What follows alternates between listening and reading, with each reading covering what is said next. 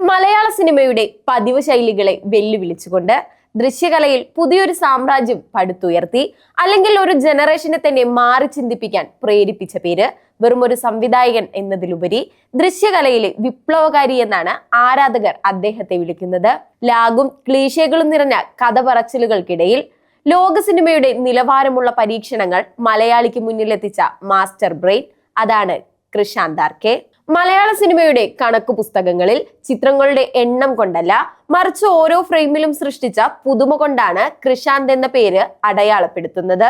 അദ്ദേഹം ചെയ്ത സിനിമകൾ വിരലിലെണ്ണാവുന്നതാകാം, പക്ഷെ അവയോരോന്നും മലയാള ചലച്ചിത്ര ചരിത്രത്തിലേക്കുള്ള സമാനതകളില്ലാത്ത ഏറ്റവും വലിയ സംഭാവനകളാണ്.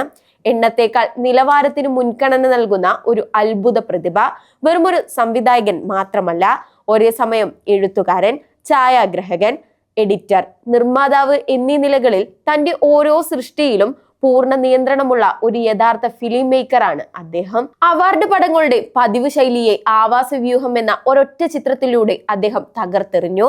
പ്രകൃതിയെയും മനുഷ്യനെയും ഒരു ഡോക്യു ഫിക്ഷൻ മാന്ത്രികതയിലൂടെ അവതരിപ്പിച്ചപ്പോൾ ലഭിച്ച സ്റ്റേറ്റ് അവാർഡ് ആ പ്രതിഭയ്ക്കുള്ള അംഗീകാരമായിരുന്നു.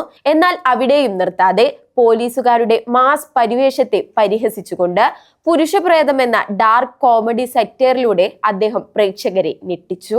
മലയാള സിനിമയിലെ പതിവ് പോലീസ് സ്റ്റോറികളെ പാടെ പൊളിച്ചെഴുതിയ ഈ ചിത്രം തിരിച്ചറിയപ്പെടാത്ത ശവശരീരങ്ങൾ കൈകാര്യം ചെയ്യുന്നതിലെ സിസ്റ്റത്തിന്റെയും അനാസ്ഥയെയും പരിഹാസരൂപേണെ തുറന്നുകാട്ടി. പോലീസുകാരിലെ പൊള്ളയായ ഹീറോയിസത്തെയും പുരുഷാധിപത്യ ചിന്താഗതികളെയും വിചാരണ ചെയ്ത കൃഷാന്ത് പരീക്ഷണാത്മകമായ ദൃശ്യഭാഷയിലൂടെ ഒരു നോയർ അന്തരീക്ഷം തന്നെ ചിത്രത്തിന് നൽകി. ഇത് മലയാളത്തിലെ ഏറ്റവും മികച്ച സറ്റയറുകളിൽ ഒന്നായി ആഘോഷിക്കപ്പെടുകയും ചെയ്തു. മലയാളം ഇന്നുവരെ കാണാത്ത, സങ്കല്പിക്കാൻ പോലും മടിച്ചിരുന്ന ഒരു വിസ്മയമായിരുന്നു അടുത്തത്. ഹോളിവുഡ് നിലവാരമുള്ള സയൻസ് ഫിക്ഷൻ സങ്കല്പങ്ങളെ നമ്മുടെ നാടൻ പശ്ചാത്തലത്തിലേക്ക് പറിച്ചു നട്ട് പരിമിതമായ ബജറ്റിലും പരിധികളില്ലാത്ത ഭാവനയുമായി അദ്ദേഹം തന്റെ ക്രാഫ്റ്റ് തെളിയിച്ചു. ഡിസ്റ്റോപ്പിയൻ ഭാവികാലത്തെ അതിശയിപ്പിക്കുന്ന ദൃശ്യഭാഷയിൽ അവതരിപ്പിച്ച ആ ചരിത്രപരമായ പരീക്ഷണമായിരുന്നു ഗഗനാചാരി. മലയാളത്തിലെ ആദ്യത്തെ സയൻസ് ഫിക്ഷൻ മോക്യുമെന്ററി ഈ ചിത്രത്തിന്റെ സഹനിർമ്മാതാവായും അദ്ദേഹം തിളങ്ങി. ഇപ്പോൾ ഇതാ തന്റെ ഏറ്റവും പുതിയ സൃഷ്ടിയായ മസ്തിഷ്ക മരണം പുറത്തിറങ്ങുമ്പോൾ സിനിമാ ലോകം ഒന്നടങ്കം ആവേശത്തിലാണ്. ഇതിന്റെ ട്രെയിലർ കാണുന്ന ഏതൊരു പ്രേക്ഷകനും ഒരേ സ്വരത്തിൽ പറയുന്നു, ഇതൊരു മാന്ത്രികതയാണ്.